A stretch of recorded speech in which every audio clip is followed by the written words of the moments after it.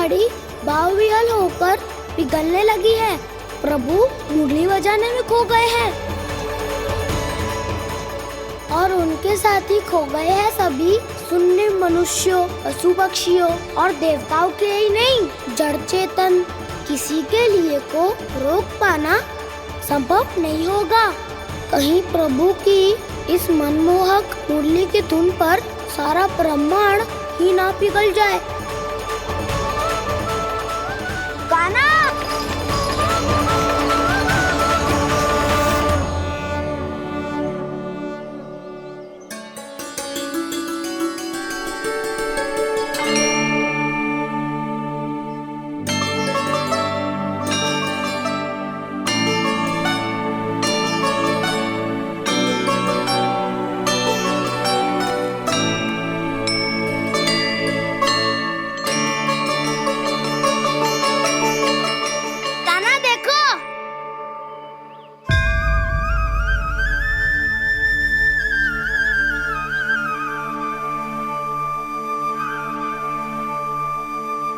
या तो आपके चरण का चिन्ह बन गया है प्रभु। अपने भक्तों के हित के लिए मेरी बस एक ही इच्छा है, ऐसी चिन्ह मेरे हर भक्त के हृदय पर हो। आपके पद चिन्ह तो सदैव से ही आपके भक्तों के हृदय पर छपे हुए हैं प्रभु, पर इस पहाड़ी ने भी अब इसे अपने मन में बसा लिया है। तो युगों युगों तक इस पहाड़ी को चरण पहाड़ी के नाम से जाना जाए। तो युगों युगों तक इस पहाड़ी को चरण पहाड़ी के नाम से जाना जाए। तो युगों युगों तक इस पहाड़ी को चरण पहाड़ी के नाम से जाना जाए।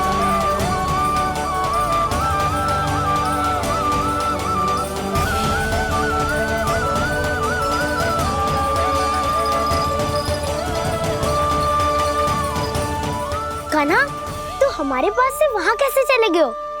हमें तो पता भी ना चलो। मैं कहीं ना गया था उज्जवल, और ना ही कहीं जाऊंगा। सदैव यही रहूंगा मैं, तुम सबके पास, तुम सबके मन में। भले ही कोई असुर मुझे तुम सबसे दूर ले जाने का कितना भी प्रयास क्यों ना कर ले। श्री कृष्ण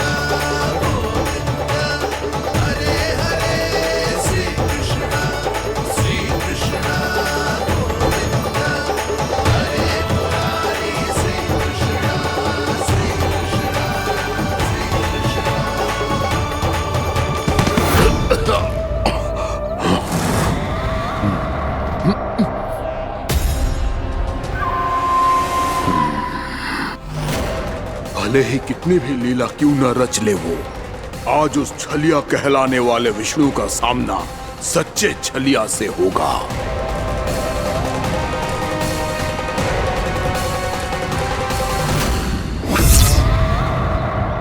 कान्हा, तू कहाँ भटक गया हो? तो नहीं सखा, मैं तो भटके हुए वो मार्ग दिखा रहा था।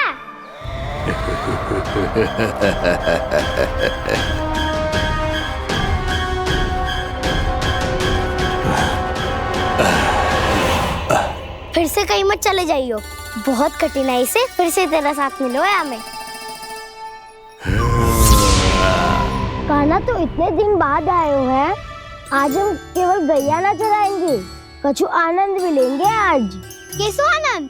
मैंने मारा और गैया चरा के वह दूल्हे से पहले ही सीधे सीधे सब घर चलो। वैसे भी वन में बहुत भय लगता है मुझसे, क्योंकि किस बात का भय? इतनी शीघ्र बोल गए। अभी कुछ दिन पहले ही तो उस असुर और देवताओं में कितने भीषण युद्ध हुआ था।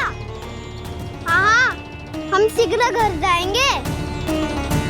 अरे वसंता, वो युद्ध ना था, सब बड़े बड़े देवता हमारे सखा कान्हा को बचाने आए थे। तू ही सोच, जिसकी रक्षा सारे भगवान मिलके एक साथ करते हैं, वो कान्हा हमारे साथ है, तो फिर हमें कैसा भय? वो कान्हा हमारे साथ है, तो फिर हमें कैसा भय? तुम सब भी कौन सी बात लेकर बैठ गए हो? ये बताओ कि आज हम क्या खेलेंगे?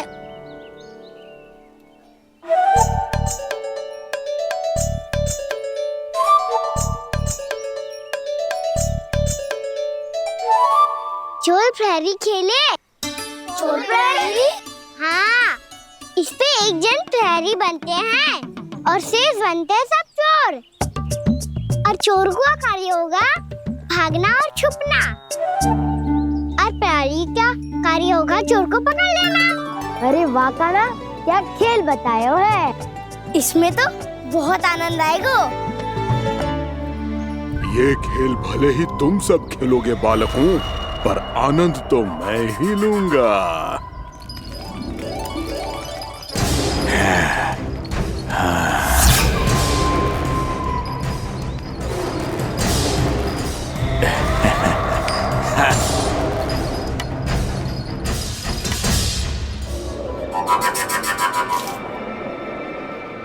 सिक्का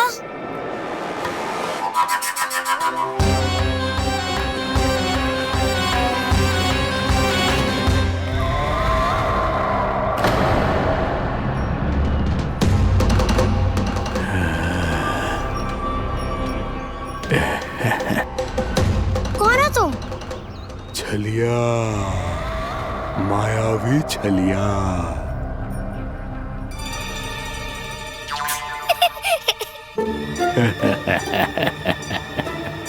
छलिया तो बहुत भयानक होता है, तुम्हारे जैसा थोड़ी दिखता है। हाँ। मुझे मूर्ख समझते हो तुम? 100 छलियाएं देखे हैं मैंने। हाँ। पर मैं उनसे ना घबराता हूँ, उनको मुझसे भय लगता है। हाँ? सच? और नहीं तो क्या, मैं हूँ इतना अनोखा, इतना वीर। तुम्हें विश्वास ना हो रहा है तो चलो मेरे सखाओं से पूछ लो।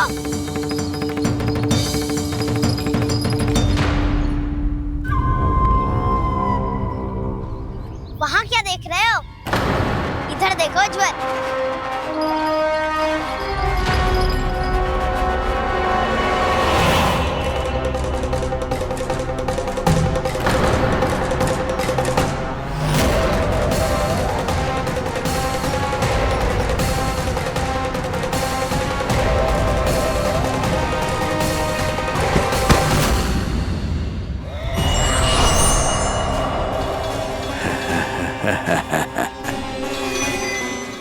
सौ छलिए देखे हैं इसने।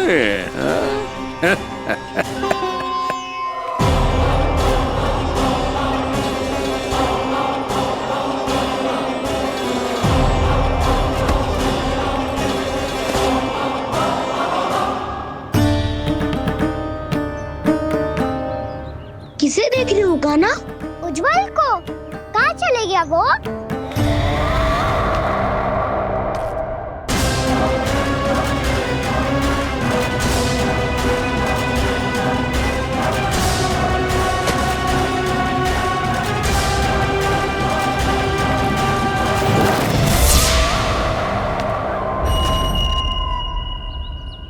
चिंता मत करो काना, उज्ज्वल यही का ही होगा, आ जाएगा।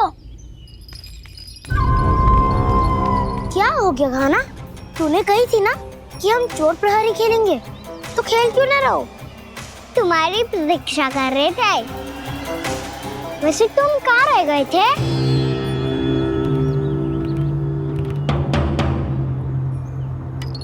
वो ये देखो ना, मुझे क्या मिला? सिक्का।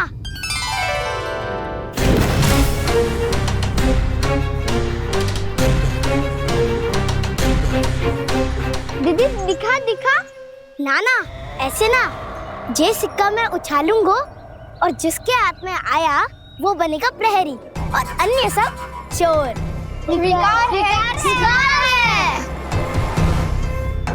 यदि मैं प्रहरी बन गया तो बहुत सरलता से इस कृष्ण को पकड़कर गुफा में ले जाऊंगा और वहीं इसकी हत्या कर दूंगा। इसे इसके ही यंत्र में फंसाना होगा मुझे।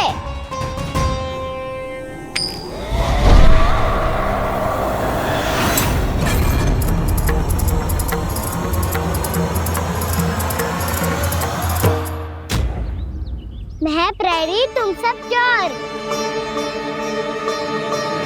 कोई बात नहीं कृष्ण, अब इस उज्ज्वल की तरह पहले तुम्हारे सारे सखाओं को फंसाऊंगा मैं और फिर ले जाऊंगा तुम्हें।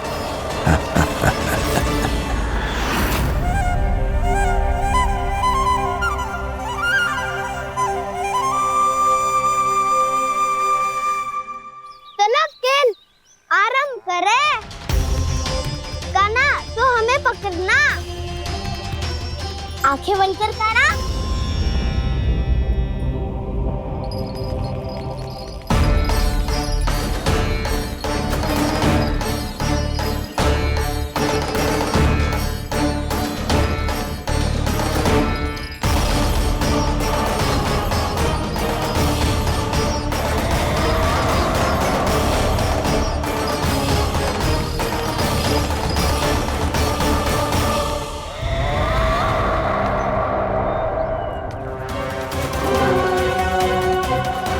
अकेला रह गया ये, अब फंस गया ये। सुबल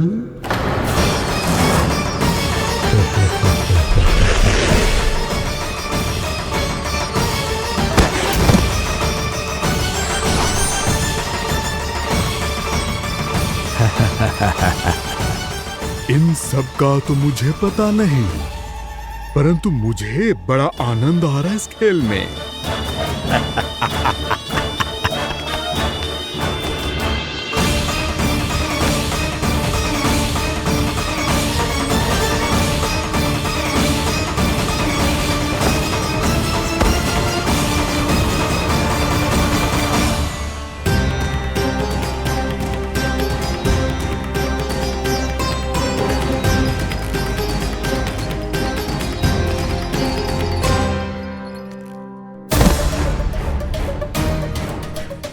बसंता,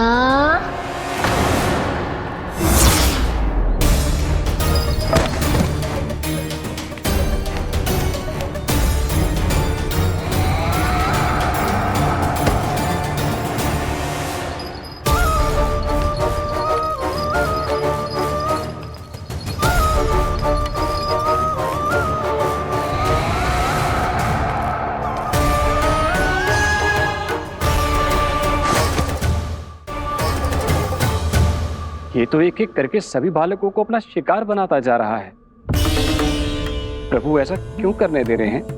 प्रभु की हर लीला का कोई ना कोई उद्देश्य होता है। यदि वो इस असुर को इन निर्दोष बालकों पर अत्याचार करने से नहीं रोक रहे हैं, तो इसका भी कोई ना कोई कारण अवश्य होगा।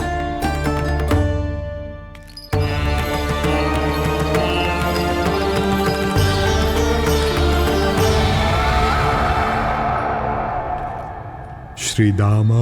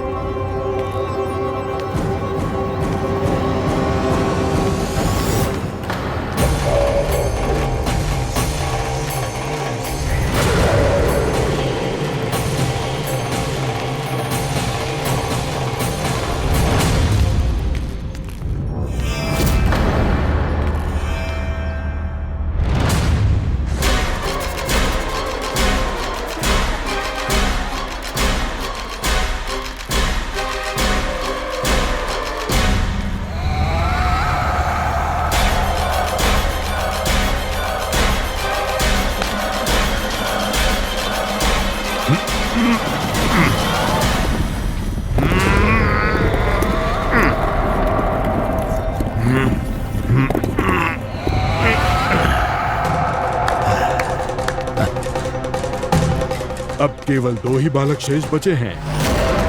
दोनों को पकड़कर ये खेल ही समाप्त कर दूंगा।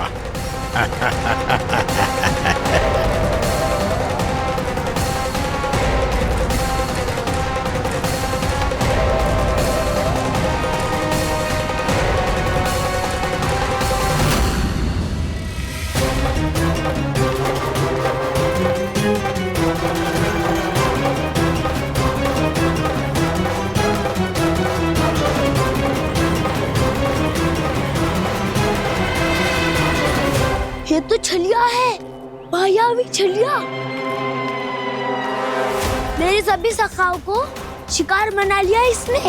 मैं इसे नहीं छोड़ूंगा। कान्हा,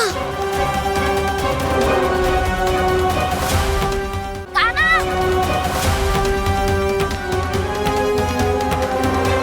कान्हा, कान्हा,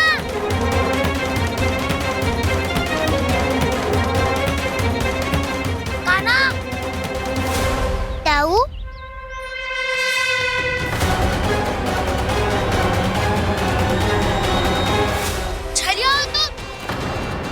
तुमने मेरे सखाओं का अपहरण किया है। मैं छलिया ना हूँ ना, मैं तो आपका छोटा भाई हूँ, आपका कान्हा। मैंने सब कुछ अपनी आंखों से देखा है बस। तुम छलिया ही हो। रूप बदल बदल कर मेरे सखाओं का अपहरण कर रहे हो। ये क्या कह रहे हो दाऊ? आप ही मुझे नहीं पहचानोगे तो कौन पहचानेगा? कान्हा, ये नहीं, मैं हूँ वास्तविक बलराम, तुम्हारा दाऊ।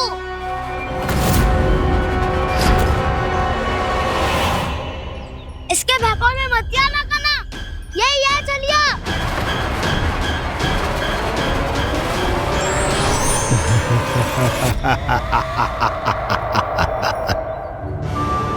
बुद्धिमान बालक, केवल तुमने ही पहली बार में माना है कि मैं ही वास्तविक छलिया हूँ। पर हम तुमसे भयभीत नहीं है दस। इसी क्षण हमारे सखाओं को मुक्त कर दो। अच्छा, यदि इतना ही क्रोध आ रहा है तो जाओ, छुड़ा लो अपने सखाओं को।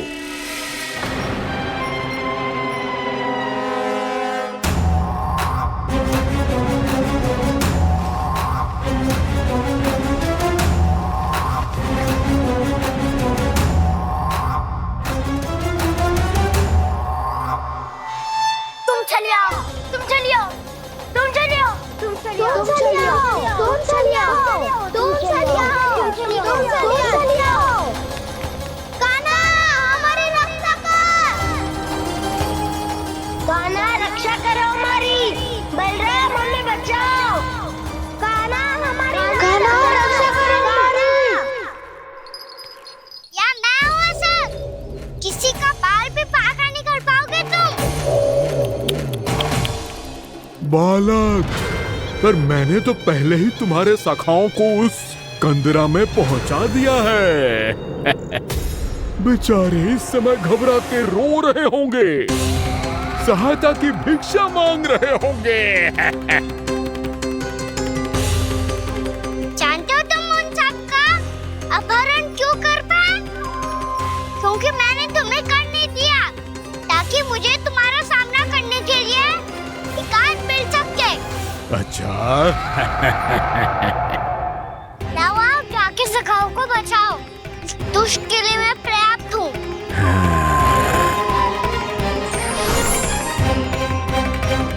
कान्हा, पीछे मुड़ के मत देखना कान्हा।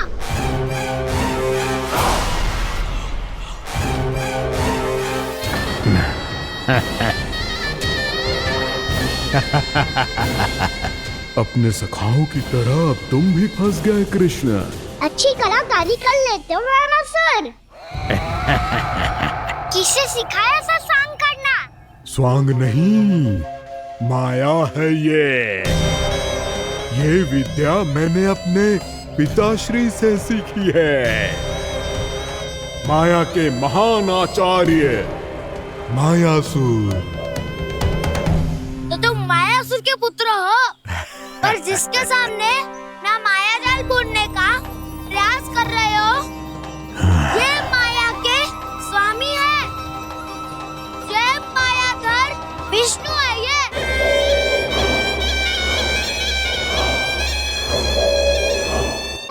माया जाल बुनने का प्रयास कर रहे हो, ये माया के स्वामी है।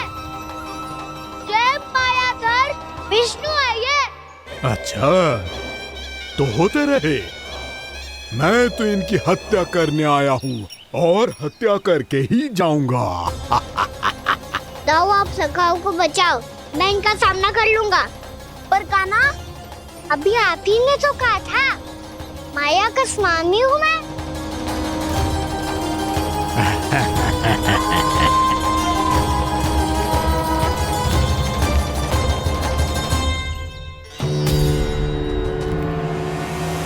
ये तो मथुरा का व्यापारी है। इसको अर्थ वो जो था वो सच में छलिया हो तो कहीं वो नंदमोहन तो ना पहुंच गो। हमें शीघ्र ही गांव जाना पड़ेगा और सबको सावधान करना पड़ेगा। चल।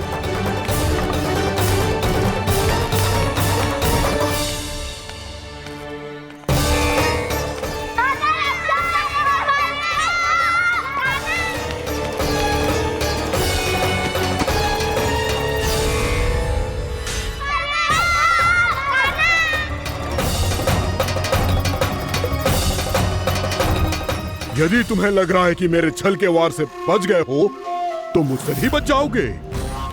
ये तुम्हारी सबसे बड़ी भूल है कृष्ण। मेरे पास बहुत सारे मायावी अस्त्र हैं जो क्षण भर में ही तुम्हें विष्णु लोक पहुंचा देंगे। तो फिर प्रतीक्षा क्यों कर रहे हो?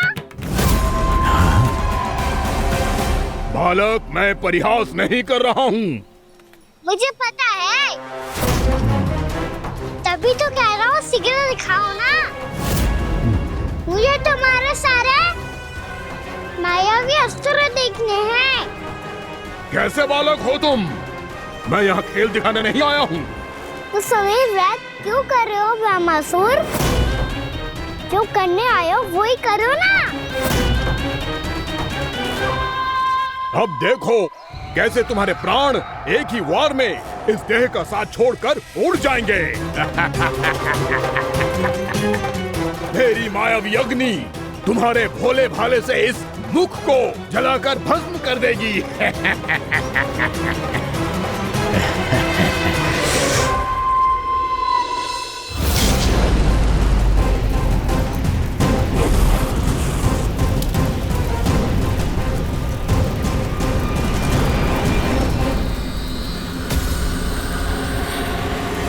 सही कह रही हो ब्रह्मासुर। भोला भाला तो दिखता हूँ मैं। भैया भी यही कहती है।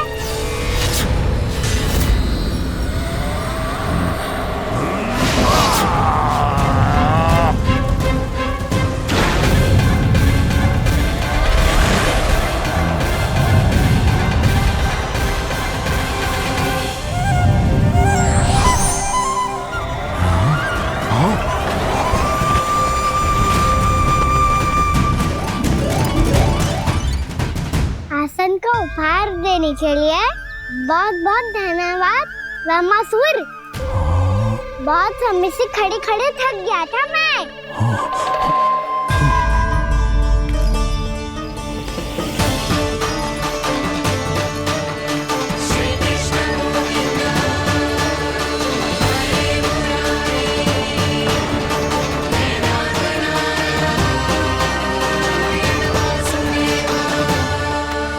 अगला अस्त्र दिखाओ ना। तुम्हारी यही जिज्ञासा आज तुम्हारा अंत करने में सहायक बनेगी मूर्ख बालक।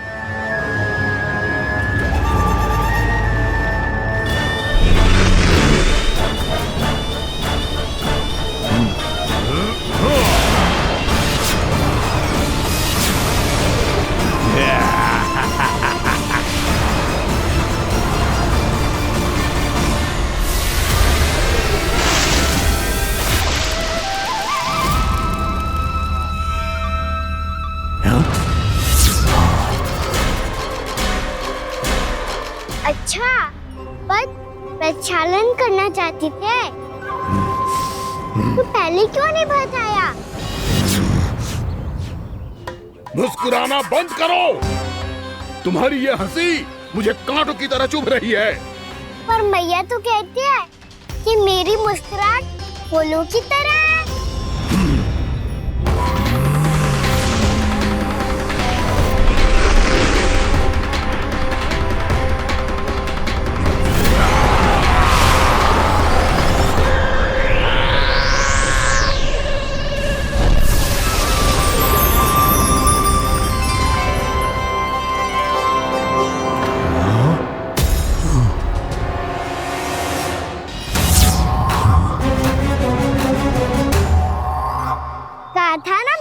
मुस्कुराहट बिल्कुल इन्हीं फूलों की तरह है। और तुम कर क्या रहे हो वहाँ सर? कभी आसन दे रहे हो, कभी पद प्रक्षालन कर रहे हो और अब फूल भी चढ़ा दिए। तुम मुझ पे वार करने आए हो कि पूजा करने? तुम्हारी पूजा तो मैं अब ऐसी करूंगा कि तुम मृत्यु के बाद भी मुझे भूल नहीं पाओगे बालक।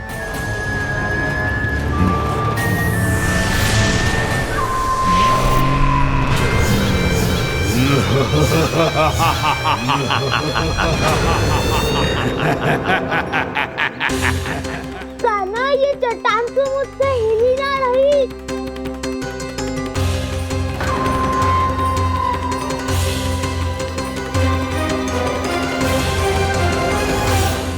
अभी कंदरा के अंदर कुछ क्षणों में ही प्राण वायु समाप्त हो जाएंगे। तुम्हारे सारे सखा एक एक कर अपने प्राण त्याग देंगे और तुम्हारा वध करूंगा मैं।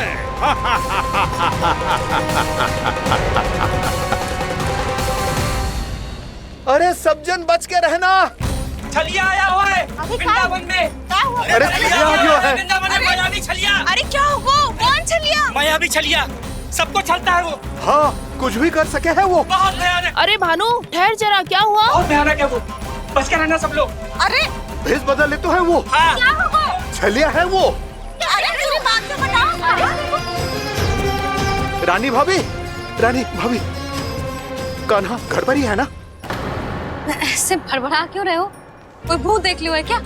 भूत ना भाभी, छलिया से भेंट हो गई। सच्ची का मायावी छलिया है भाभी। क्या उल्टा सीधा बोले जा रहे हो? ठीक से बताओ। अब बोलो भी। वो कान्हा के पीछे पड़ो है वो। मेरे लल्ला के पीछे? हाँ रानी भाभी, हमारे अचेत होने से पहले हमने उसे ये कहते सुना था कि वो वृंदावन आने वाला है कान्हा से मिलने। हे नारायण, मेरे कान्हा की रक्षा करना। जसोदा जी, मायावी छलिए से बचना बालकों के बस की बात ना है। जीजी, बालक वन में अकेले हैं।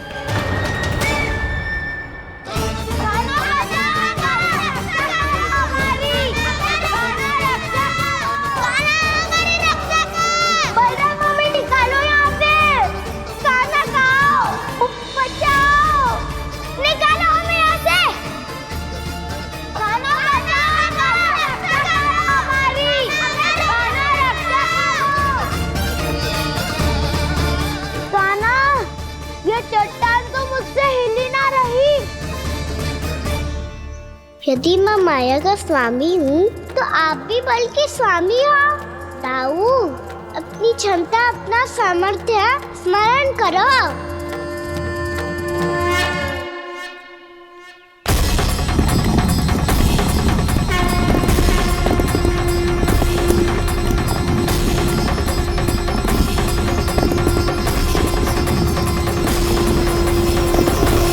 इससे पहले कि वो कंदरा का द्वार खोल के तुम्हारे सखाओं को बाहर निकाले, मैं तुम्हारे प्राण ले लूंगा कृष्ण।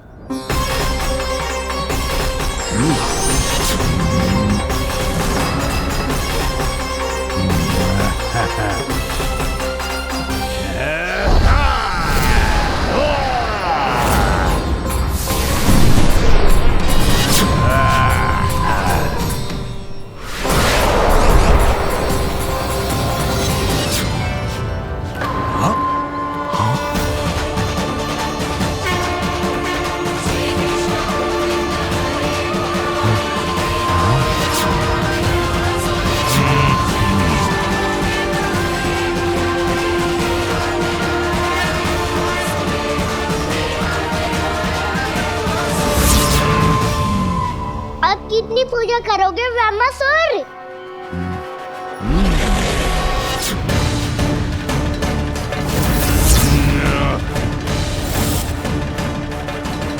प्रभु तो खेल खिला रहे हैं इससे, और ये खेले जा रहा है विवश होकर, उनकी माया से बाध्य होकर।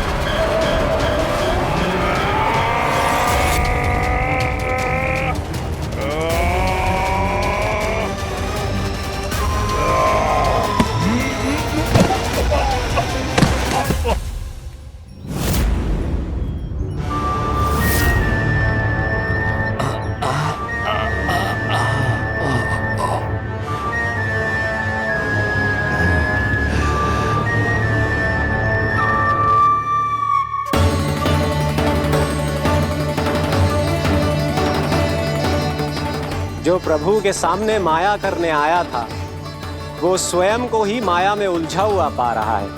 नारायण नारायण। लो, अब तो तुमने दंडवत प्रणाम भी कर लिया, माया भी कथा भी उपहार में दे दी। तुम चाहते क्या हो वामासुर? मेरी शरण में आना है क्या?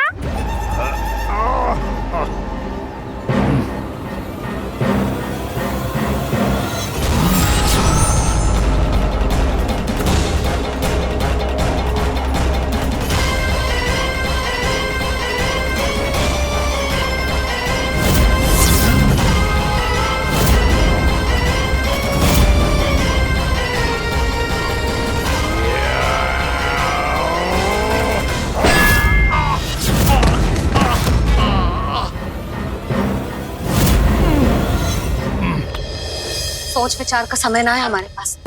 अपने बालकों की रक्षा के लिए इसी क्षण में निकलना होगा। और वो छलिया किसी का भी रूप धारण कर सकते हो। सुलक्षणा तेरा, शांति तेरा या मेरा, किसी का भी रूप धारण करके हमें भ्रमित कर सकते हो। इसीलिए हमें सतर्क रहना होगा। समझ आई? चलो।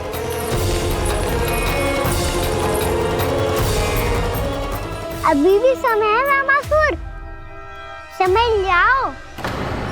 यदि मैया आ गई तो बात गड़बड़ हो जाएगी।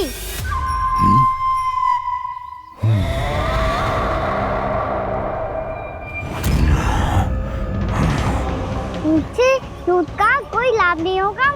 वामासुर, स्मरण करो तुम कौन हो? मायासुर का पुत्र हूँ मैं, अपने स्वामी महाराज कंस का सेवक हूँ, और तुम्हारा हूँ मैं काल।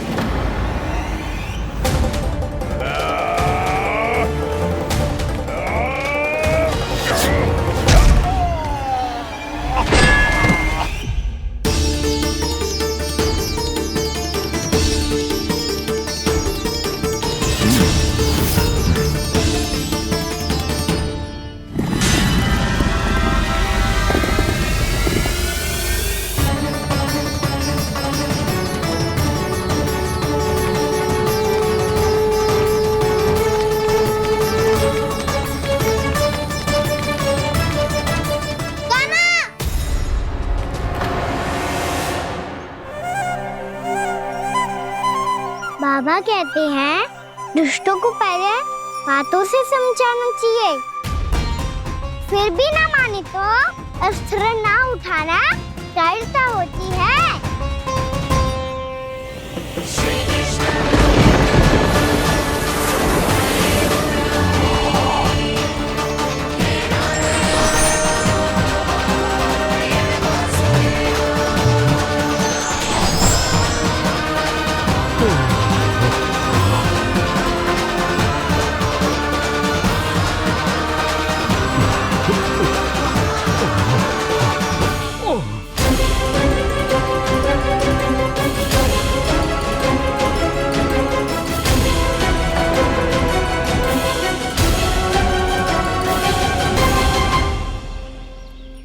पता था मुझे, अपने बाबा के स्वरूप को हानि नहीं पहुंचाओगे। सही कही तुमने।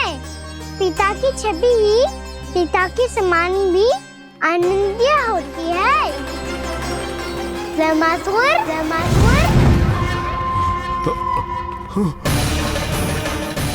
ये मैं अपने वास्तविक रूप में कैसे आ गया?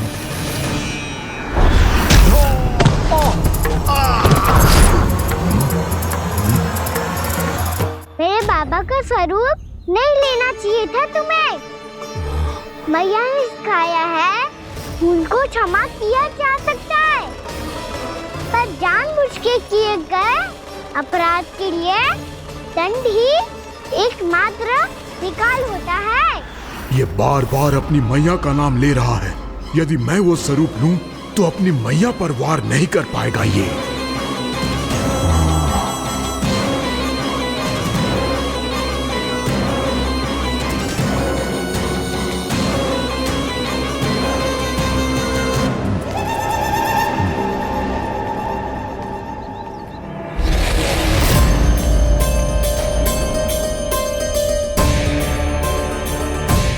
अल्लाह, मैं तेरी मैया हूँ, अपनी मैया को मारेगा? बच गया। समझाया था। पर तुमने एक बार फिर से मूर्खता कर ही दी। इस पर तुमने पहले से भी बड़ी और पहले से भी भयंकर भूल किया वैमासुर।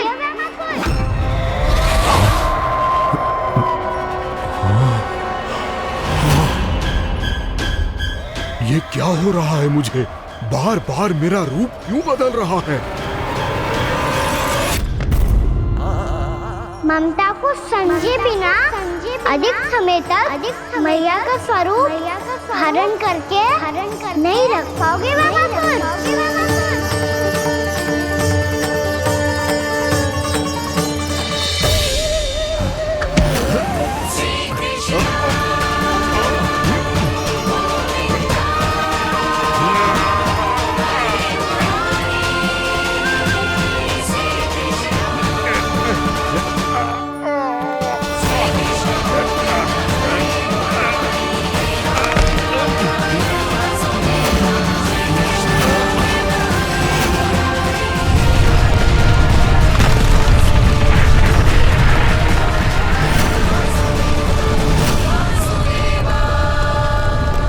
प्रभु के क्रोध से धरती भी कांपने लगी है।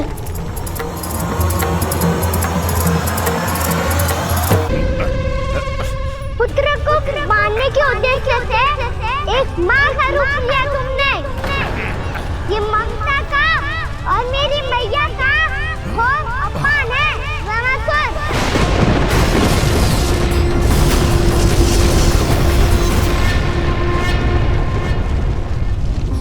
इससे पहले इस असुर के कारण निर्दोष प्राणियों का कोई अहित हो, मुझे कुछ करना होगा।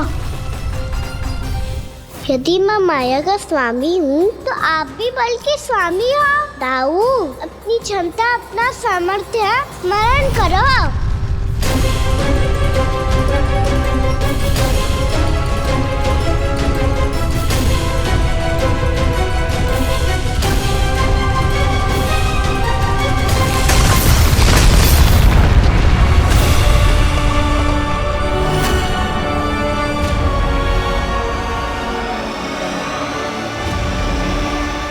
अद्भुत बल दाऊ, अद्भुत। अपने बल का उचित प्रयोग करके आपने प्राणियों को हानि होने से बचा लिया और ये भी सिद्ध कर दिया कि इस युग में आपसे अधिक बलवान और कोई नहीं होगा। आज से आप बलदेव के नाम से भी जाने जाएंगे। आज से आप बलदेव के नाम से भी जाने जाएंगे। आपके चरणों का ये चिन्ह युगों युगों तक आपके बल की कथा कहता रहेगा। बलराम का चरण चिन्ह।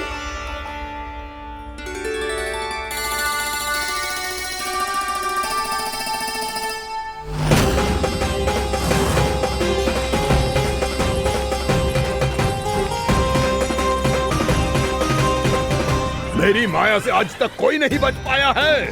एक बार मुझे छोड़कर देखो, फिर पता चलेगा कि मैं हूँ कौन। पहले ये तो देख लो कि मैं कौन हूँ।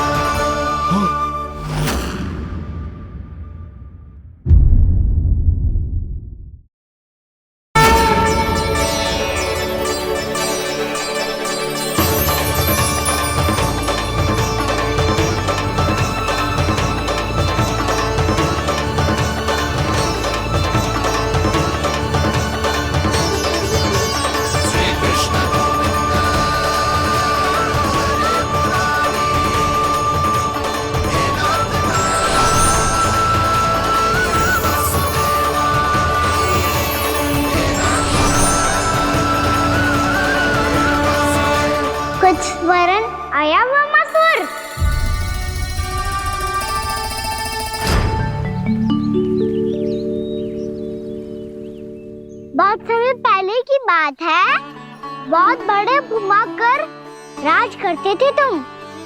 तुम्हें महान राजा भीमम के नाम से जाना जाता था। सब कुछ था तुम्हारे पास, पर शांति नहीं थी। इसीलिए शांति की खोज में अपना संपूर्ण राज अपने पुत्रों को सौंप कर मलय पर्वत की ओर चल दिए।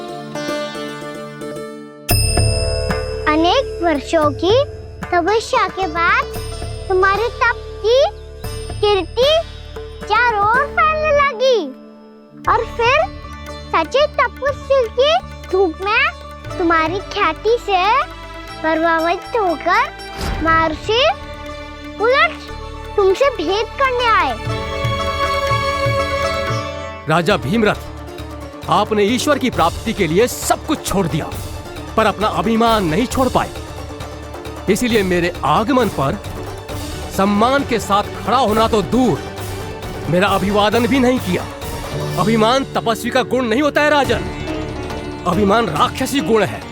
इसलिए मैं आपको श्राप देता हूँ कि आप अगले जन्म में एक राक्षस के रूप में जन्म लेंगे, एक राक्षस के रूप में जन्म लेंगे। मुझे क्षमा कर दीजिए महर्षि, मैंने जानबूझकर आपका अपमान नहीं किया है। मैं तो यहाँ पर शांति की खोज में आया था। अपने भीतर के संसार में गहरे सोच विचार में डूबा हुआ था मैं। मुझे क्षमा कर दीजिए महर्षि, मुझे क्षमा कर दीजिए।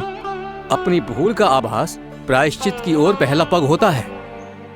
मैं अपना श्राप तो वापस नहीं ले सकता, परंतु आपको एक वचन अवश्य दे सकता हूँ। जब भी प्रभु नारायण का अवतार होगा, आपको उचित समय पे वो वरदान देंगे जिसकी आप लंबे समय से प्रतीक्षा कर रहे हैं।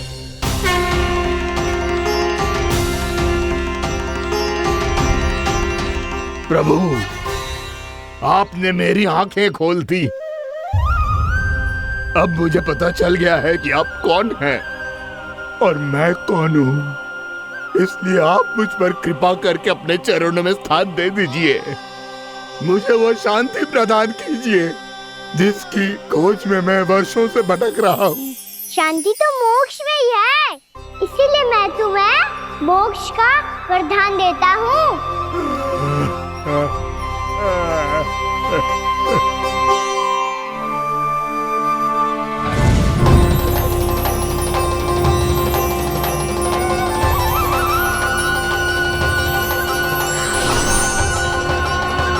प्रभु की ये लीला सदैव स्मरण रखी जाएगी। इस स्थान को इनका आशीर्वाद मिलेगा और इस कंदरा को व्योमासुर की कंदरा के रूप में पहचाना जाएगा। भविष्य में अनेक ऋषि मुनियों की शरण स्थली बनेगी ये कंदरा।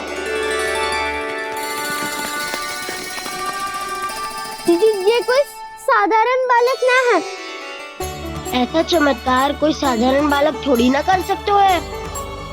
तुम सत्य कह रहे थे बलराम, गाना सच्ची में भगवान ही है। तभी तो सब देवता इसे बसाने और इसकी ओर से युद्ध करने आते हैं। तुम सब ऐसे आंखें फाड़ के क्यों देख रहे हो मुझे?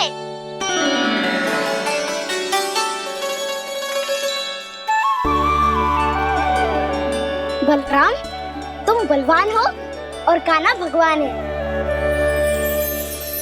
दूर दूर तक कोई दिखाई ना दे रहा है। ना जाने किस हाल में होंगे बालक। कहीं हम ही तो मार्ग ना भटक गए शीघ्रता के चक्कर में। अब तो एक पग भी ना चलो जा रहे हो। जल, किसी के पास जल है क्या? कंठ तो मेरा भी सूख रहा है मौसी। भाभी, निकट ही जमुना जी है, कहूँ तो वहाँ से जल ले आओ। मैं भी जा रही हूँ भाभी, एक से भले दो। हाँ चल, शीघ्रता से आओ। हाँ।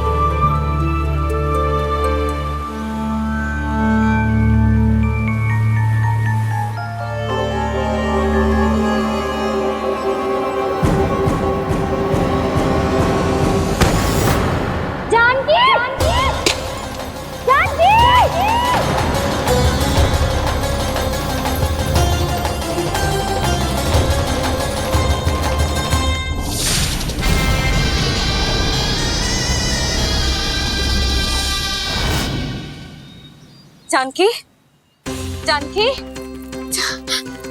क्या होगा इसे? देखो ना जी, अब छलिया की सूचना मिलते ही हम सब बालकों को ढूंढने चली गई और ढूंढते ढूंढते सबको बहुत प्यास लगी आई जी। तो जानकी जमुना जी की नदी से जल लेने गई और उसने जमुना जी का पानी पिया और उसकी जेदशा हो गई। बालक कहाँ है? वो ठीक तो है ना? ऊपर से सब ठीक है पर भीतर से बहुत भयभीत है सब। जानकी तो बिल्कुल नीली पड़ गया है। लग तो है विष फैल गया है इसको पूरे तन में। मथुरा के सर्वश्रेष्ठ विदेह जी को बुलाए गए हैं उसके उपचार के लिए। जैसे ही इसने जल को मुंह से लगाया, ये गिर पड़ी। चटपटाने का अवसर भी ना मिलो। हाँ वैद्य जी, और निकटी मृत पशु भी पड़े हुए थे। हाँ, मैंने भी अस्थियां देखी थी। इसका तो यही अर्थ हो सकता है कि समस्या वहाँ के जल में ही हो। वैद्य जी, आप रोगी की नाड़ी पे ध्यान दो ना। जे गोपिया क्या कह रही है उसे सुनने की आवश्यकता ना है। जब तक विष के कारण का पता नहीं चल जाता, हम उपचार कैसे कर सकते हैं रानी जी? जी, वो निकट ही यमुना जी में एक विशेष क्षेत्र है। ये सब उसी के जल की बात कर रहे हैं। तब तो ऐसा भी हो सकता है कि किसी विषैले सर्प के काटने का प्रभाव हो। पर सर्प के काटने का चिन्ह ना है उसके तन पे। सर्प जब काटता है तब उसके दांत के चिन्ह बन जाते हैं। मुझे पता है, बड़े बड़े सर्प को काटते हुए देखो है मैंने। एक दिन अब बात कर उज्जवल, ये बड़ी बड़ी हाँकने का समय ना है। पर यदि सर्प ने ना काटा है, फिर जानकी की ये दशा किसने की? अवश्य किसी राक्षस ने की होगी। नाना, कोई विषैला पशु भी तो हो सकता है। यह अवश्य किसी महाविषैले सर्प के विष से हुआ है। सर्प ने भले ना काटा हो, लेकिन यह अवश्य ही किसी महाविषैले सर्प के विष के कारण हुआ है। कालिया नाग। कालिया नाग?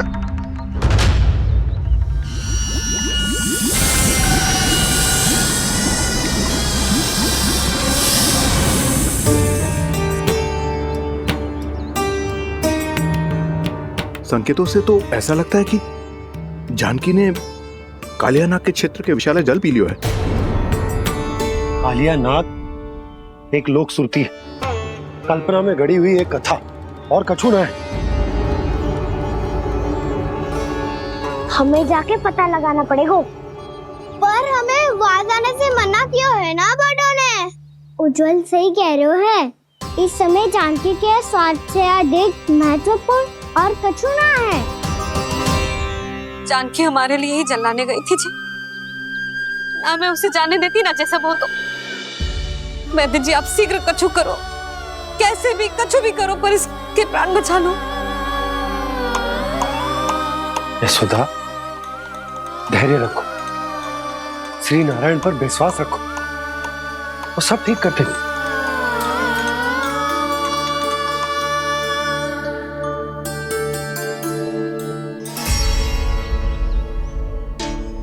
विष की काट की मेरे पास जितनी जड़ी बूटी थी, मैंने सब अर्क बना के पिला दी, पर इसकी दशा में अभी तक कोई सुधार नहीं दिख रहा है।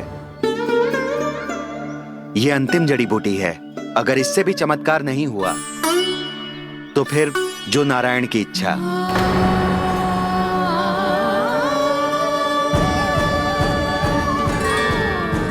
पर कोई तो उपाय होगा जानकी को बचाने का।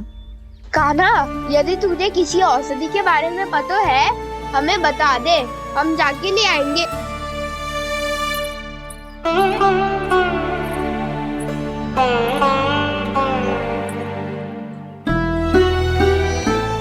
हे नारायण, हे प्रभु, मेरी जानकी के प्राण बचा ले प्रभु। क्या तो मैं अपने आप को कभी क्षमा न कर पाऊंगी। ये सारी मेरे ही कारण बनाई थी। उसकी रक्षा करो प्रभु, मेरी पुकार सुनो।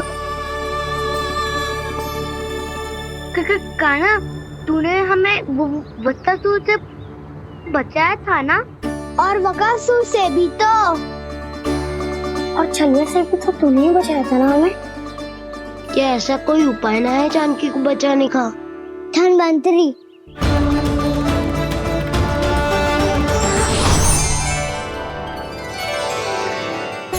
मैं आ गया हूं प्रभु, चिंता मत कीजिए, आपके आदेश का पालन अवश्य होगा। यशोदा मैया,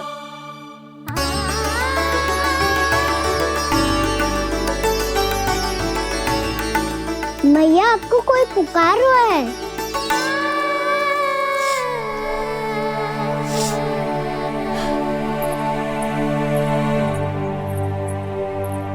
चिंता मत करो मैया, अब धनवंतरी जी आ गए हैं और सब संभाल लेंगे।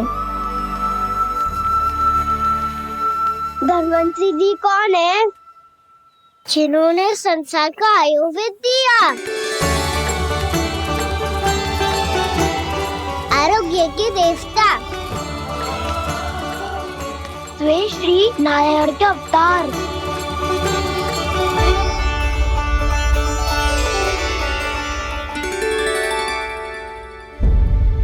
मुझे पता चला है कि आपको वेद की आवश्यकता है।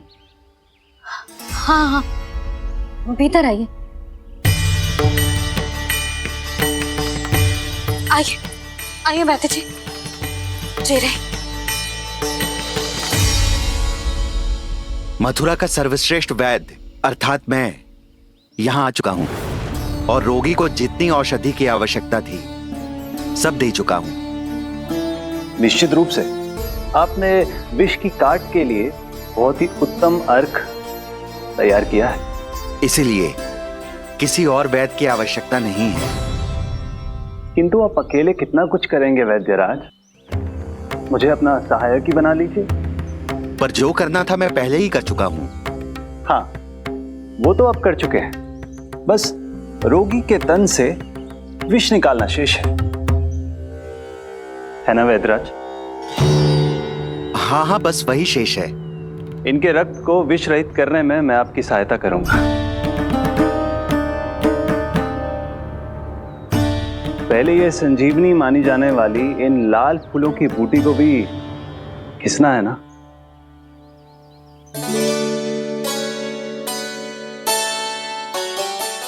हाँ हाँ, तुम सही कह रहे हो, इसे अच्छे से घिसो।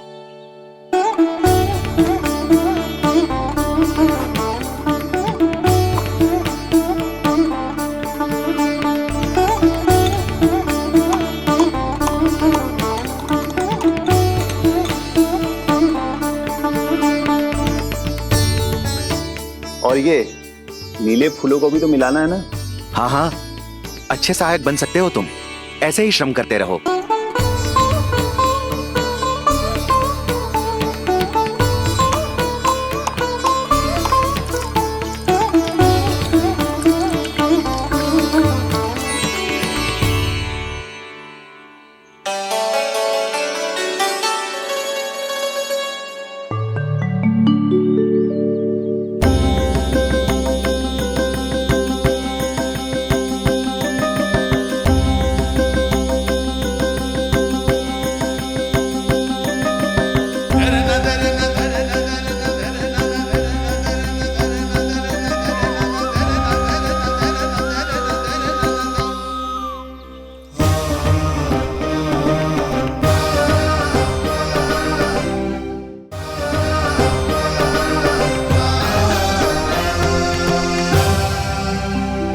जानकी स्वस्थ हो जाएगी ना धनवंतरी जी? धनवंतरी? प्रभु, अब मैं क्या करूं? आपने तो स्वयं ही मेरी पहचान उजागर कर दी। जी क्या करो कान्हा? आप सब ऐसे क्यों देख रहे हो? मैया कहती है ना, सभी वैद्य धनवंतरी जी का ही रूप होते हैं। वाह कृष्णा, चतुर तो हो तुम। वैसे वास्तविक धनवंतरी मैं हूँ, मेरा अर्थ है वास्तविक वैद्य मैं हूँ। ये तो मेरा सहायक है, मुझे पूरा विश्वास है बिल्कुल ठीक हो जाएगी। वैसे ही थोड़े ना मुझे मथुरा का सर्वश्रेष्ठ वैद्य कहते हैं लोग।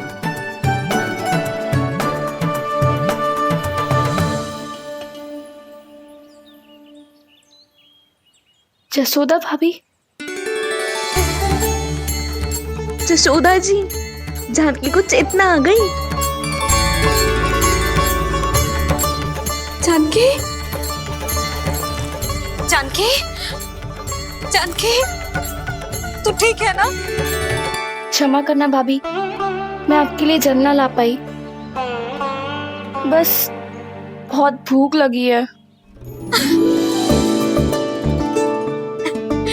मैं अभी कच्चा लाती हूँ। जानकी, माखन खाओगी?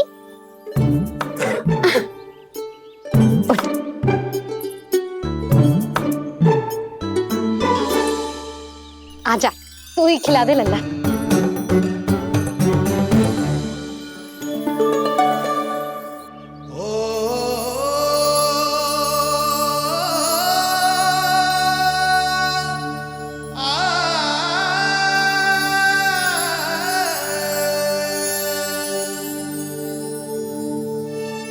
तुम सब मेरे लल्ला को माखन चोर कहती हो ना? आज देखो, अपना ही माखन जानकी को खिला रहे हो।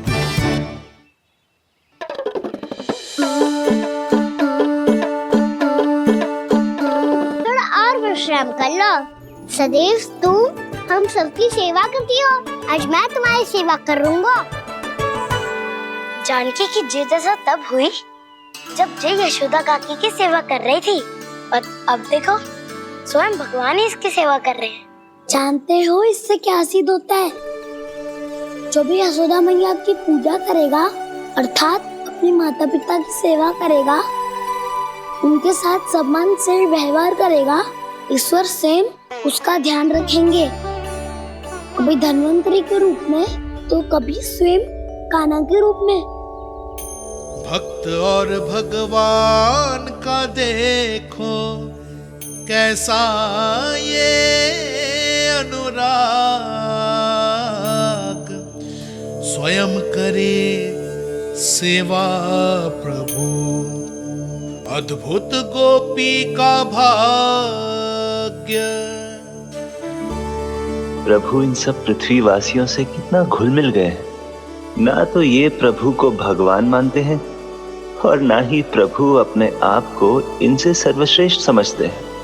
अपने आचरण से ये सिद्ध कर रहे हैं कि ये सभी में हैं और सभी इनका ही अंश है।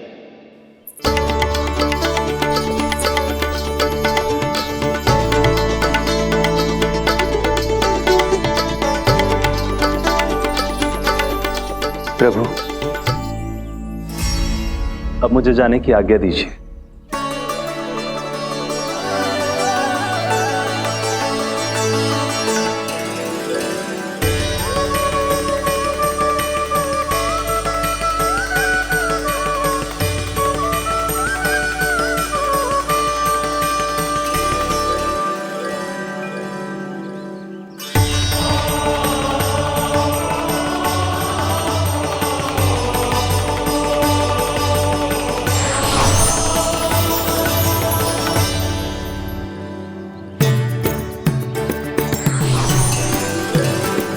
कान्हा ने तो सच्ची में धन्वंतरी जी को बुला लिया था।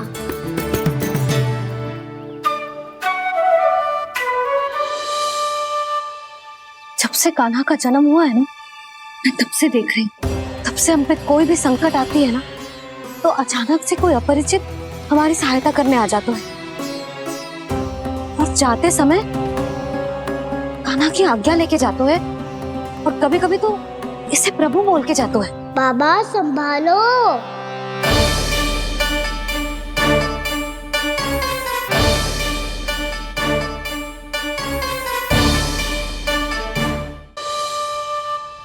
जब से कान्हा का जन्म हुआ है ना, मैं तब से देख रही हूँ, तब से हम पे कोई भी संकट आती है ना, तो अचानक से कोई अपरिचित हमारी सहायता करने आ जाता है, और जाते समय कान्हा की आज्ञा लेके जाते है, और कभी कभी तो इसे प्रभु बोल के जाते है। बाबा संभालो। यशोदा, इस जानकी को चढ़ो है और विचित्र विचार तुम्हारे मन में है। अरे सब जानते हैं कि हमारा परिवार राजसी, तुम्हें पता ना चलता हो वो, पर हमारे कान्हा को सब राजकुमार ही समझते हैं देखकर। इसीलिए उसे सम्मान देने के लिए सब ऐसा ही करते हैं, और कोई बात ना है।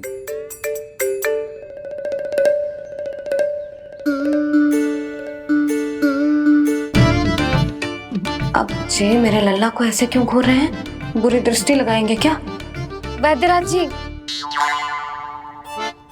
आपके सहायक तो गए, अब आप यहाँ क्यों? वो क्या है ना, मैं अपने रोगी का निरीक्षण करके पूरी तरह से संतुष्ट होकर ही जाता हूँ।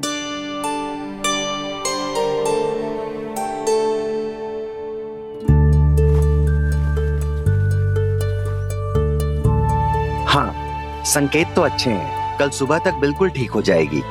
धन्यवाद वैद्य जी।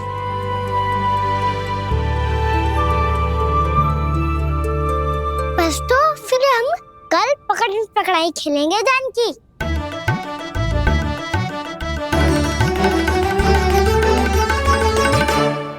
भानु, बंसी, जाकर उस क्षेत्र के चारों ओर बाड़ बनवा दो और वहां सूचना पट्ट भी लगा देना, ताकि जानकी के साथ जो हुआ है वो किसी और के साथ ना हो। शीघ्र जाओ। जी ठीक है।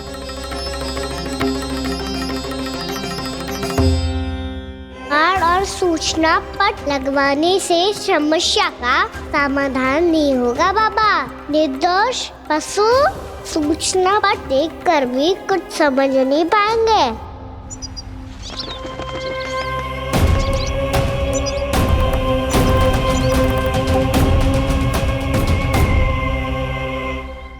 तो तुम्हारे कहने का अर्थ यह है कि व्योमासुर मारा जा चुका है और वो बालक अब भी जीवित है।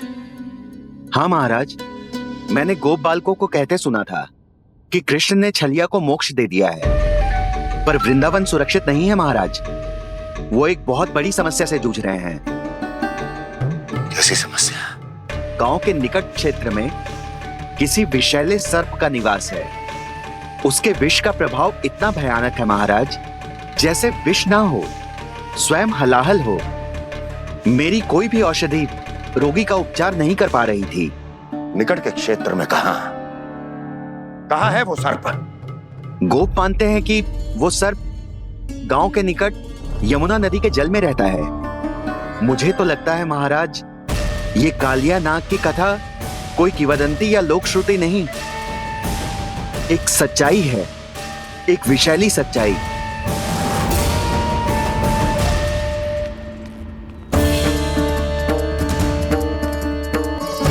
कालिया का सामना करने का समय आ गया है, पर उससे पहले मुझे बुलाना होगा उन्हें।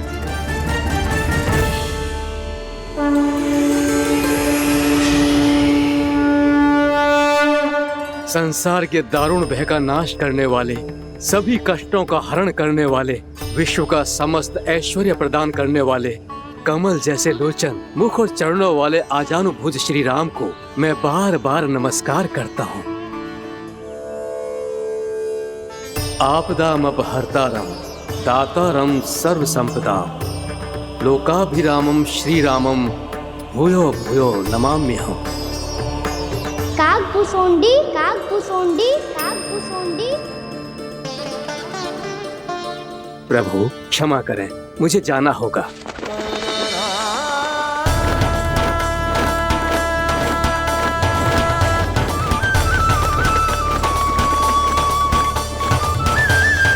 प्रणाम प्रभु। अनेक बार मैं आपके दर्शनों के लिए आया प्रभु। कभी नंद भवन के झरोखों से आपके दर्शन करके चला जाता था, तो कभी दूर किसी वृक्ष की आड़ से आपको निहार लिया करता था।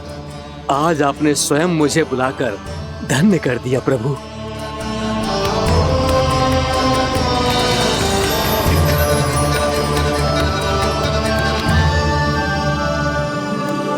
मैंने आपको यहाँ एक विशेष कारण से बुलाया है। आपके श्राप से इस कालिया नाग को मुक्त करने का समय आ गया है। ये तो बहुत ही उत्तम समाचार है प्रभु। इतने वर्ष बीत गए, मुझे आज भी स्मरण है वो दिन जब मैंने उन्हें श्राप दिया था। अपने क्रोध पर नियंत्रण खोकर बहुत बड़ी भूल कर दी थी मैंने प्रभु। बीती हुई घटनाओं पर दुखी होके कोई लाभ नहीं है। हमें भविष्य की ओर देखना होगा।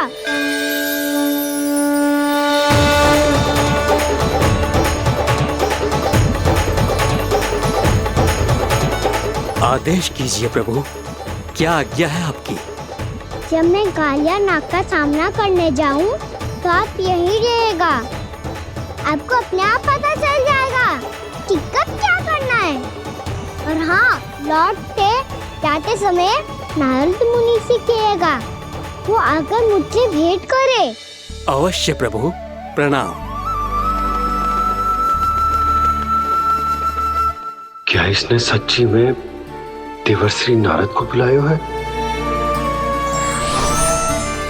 नारायण नारायण, आपको संदेश भेजने की आवश्यकता नहीं थी। आप स्मरण करते और मैं चला आता। तुम्हारा कल्याण हो नारद।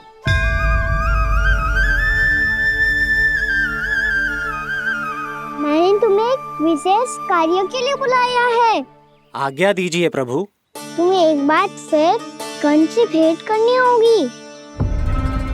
विचार कीजिए महाराज, क्या आप बिना किसी शंका के कह सकते हैं कि कौन सी पंखुड़ी पहली है और कौन सी 8वीं? उस दुष्ट से भेंट करना स्वयं कीचड़ में उतरने के समान है प्रभु। कमल पुष्प प्राप्त करना हो तो कीचड़ में उतरना पड़ता है नारद। आपका आदेश तो मैं स्वप्न में भी नहीं टाल सकता प्रभु। कंस कालिया नाग के बारे में जान गया है, पर वो उसका सामना करने का साहस नहीं कर पाएगा। मैं आतुर हूँ प्राप्ति, मूर्ख नहीं। मेरी बुद्धि फिर नहीं गई है। मैं स्वयं उस कालिया जैसे महाविषैले सर्प के सामने खड़ा हो जाऊं और अपने ही काल को आमंत्रित कर लूं। तो फिर अपने लाभ के लिए उसका प्रयोग करने का कोई और उपाय सोचिए स्वामी। कुछ ऐसा कीजिए कि यमुना नदी का पूरा जल विषैला हो जाए और वृंदावन वासी उसका उपयोग करे, और आपका काल कहलाने वाला वो बालक स्वयं काल के गाल में चला जाए। उत्तम उत्तम सुझाव है प्राप्ति। अब मुझे उस कालिया तक पहुंचने का मार्ग ढूंढना होगा। उसको विवश करने का कोई उपाय ढूंढना होगा, क्योंकि व्यक्तिगत रूप से उससे भेंट करना असंभव है। असंभव। आप सही कह रहे हैं प्रभु। कंस में उतना सामर्थ्य नहीं कि वो कालिया नाग का सामना स्वयं कर सके। वैसे तो कालिया गरुड़ देव का भी सम्मान नहीं करता, तो फिर वो कंस का सम्मान क्यों करेगा भला? नहीं करेगा, पर कंस तुम्हारा सम्मान अवश्य करेगा नारद। तुम्हारी बातें भी सुनेगा और मानेगा भी। ये मेरी योजना का बहुत ही महत्वपूर्ण भाग है। तुम कंस के पास जाओ और कहो कि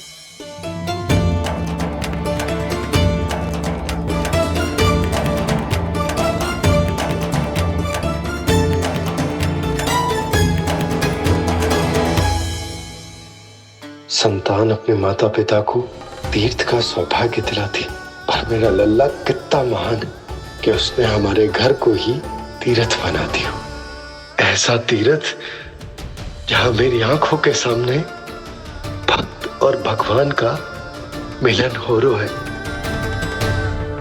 जो आज्ञा प्रभु।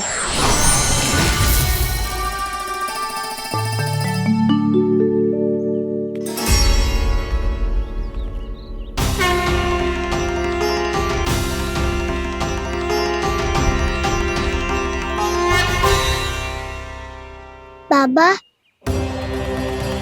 कान्हा, ये सब क्या चल रहा है? पहले काग भुसुंडी जी और फिर जे नारद जी। योजना बना रहे हो तुम? कान्हा, बताना लल्ला, क्या सोच रहे तू? कान्हा देख, अगर तुझे अपने बाबा को ना बताना हो ना, तो अपने भक्त को बता दे। क्या सोच रहे हो लल्ला? क्या करने वाले हो आप?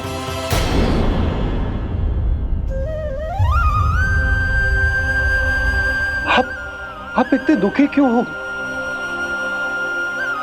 कान्हा, कान्हा, क्या होगा? क्योंकि मुझे आभास हो गया है बाबा, समय आने वाला है। कौन सा समय आने वाला है लल्ला? शीघ्र सब कुछ बदलने वाला है। भैया को मेरा सत्य पता चल जाएगा बाबा।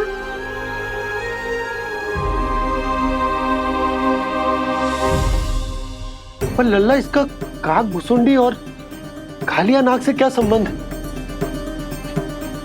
ऐसा क्या हुआ था और क्या होने वाला है?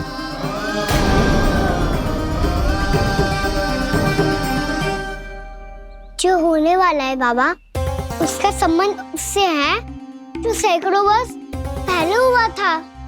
महर्षि भृगु के एक वंशज थे वेद शिरोमणि, जो विंध्याचल की पहाड़ियों में साधना कर रहे थे। तभी वहाँ अश्वशिरा नाम के एक दूसरे मुनि आमंत्रण के बिना ही आ गए। कितना सुंदर और शांतिपूर्ण आश्रम है। यहाँ प्रभु की साधना करने में बहुत आनंद आएगा। शीघ्र ही अश्वशिरा मुनि उपस्थिति के कारण होने वाले व्यवधान से बाध्य होकर वेद शिरोमणि ने अपनी आंखें खोली। कौन हो तुम और यहाँ क्या कर रहे हो? आपके आश्रम में बहुत शांति है मुनिवर। साधना करने के लिए बहुत ही उत्तम स्थान है ये। मैं चाहता हूँ कि मैं भी यहाँ। आप यहाँ साधना करना चाहते हैं, लेकिन इतना भी नहीं जानते कि किसी के आश्रम में प्रवेश करने से पहले उसकी आज्ञा लेनी चाहिए। आप ये भी नहीं जानते कि यदि कोई यज्ञ कर रहा हो तो बिना अनुमति के वहाँ प्रवेश करने से उसकी यज्ञ साधना भंग हो सकती है। आप क्या साधना करेंगे मुनि? आप तो साधना के योग्य ही नहीं हैं। इतना अपमान! एक मुनि के मुख से इतने कड़वे शब्द शोभा नहीं देते। मैं तुम्हें श्राप देता हूँ, जितनी विषैली तुम्हारी जिह्वा है उतने ही विषैले सर्प बन जाओ तुम। और ऐसा सर्प जो सांस भी ले तो निकट का वातावरण दूषित हो जाए। तुम्हारे इस दुस्साहस के लिए मैं तुम्हें श्राप देता हूँ कि तुम अभी इसी क्षण कौवा बन जाओ, और ऐसा कौवा जो कांव कांव करके अनर्गल प्रलाप करता रहे।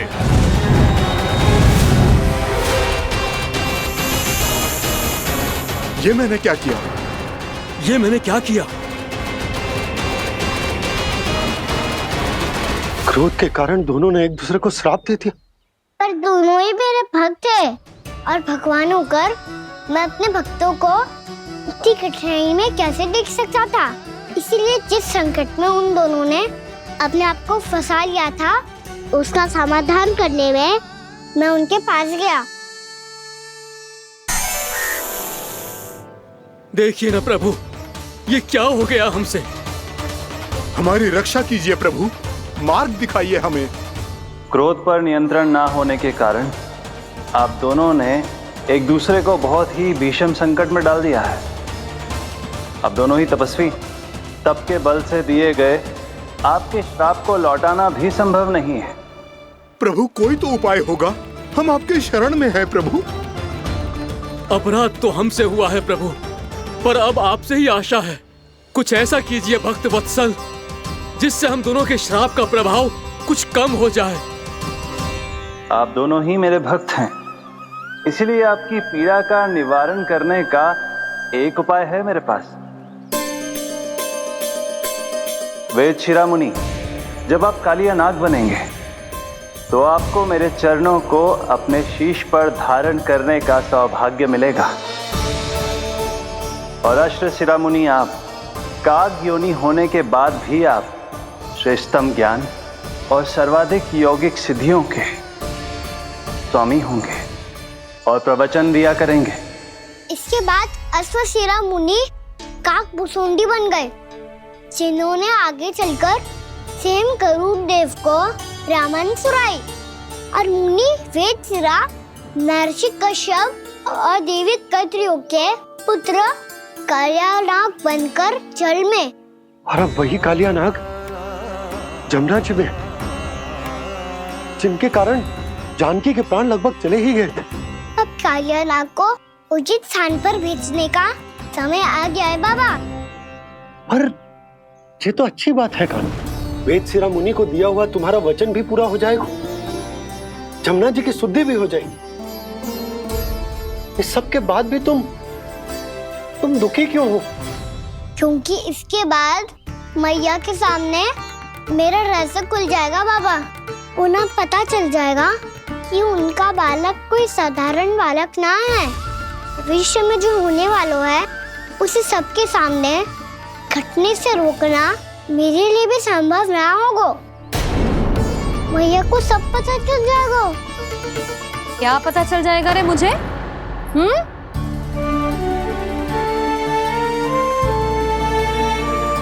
यही कि सबसे अधिक प्रेम मैं आपसे ही करता हूँ।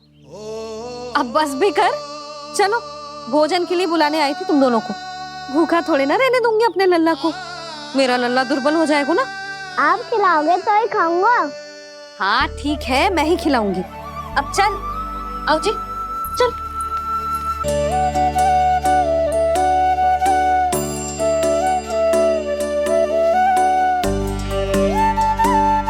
मैया खेलो ना मेरे साथ। मैया सुनो ना, मेरी बात ना मानोगी? अभी बहुत कार्य पड़े लल्ला, देख जानकी को औषधि भी देने जानो है ना। औषधि मैं दे दूंगा, फिर तो खेलोगी ना आप मेरे साथ। पिछले कुछ दिनों से अपनी मैया का अधिक से अधिक प्रेम पाने का प्रयास करो है कान्हा। इसका तो एक ही अर्थ हो सकता है कि कछु बहुत बड़ो होने वाला है। कान्हा रुक जा लल्ला। कान्हा क्यों तंग कर रहा है? मैया को पहन लेना। कान्हा, कान्हा, ये क्या करो तूने?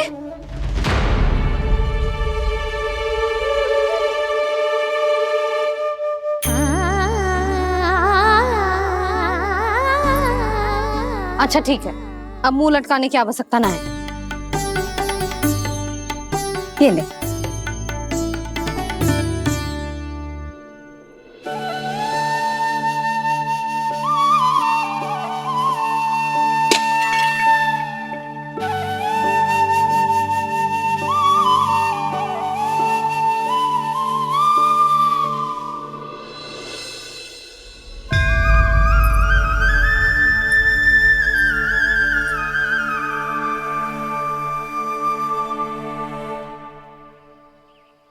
तंग करे मैया को खिजाए, खेले रूठे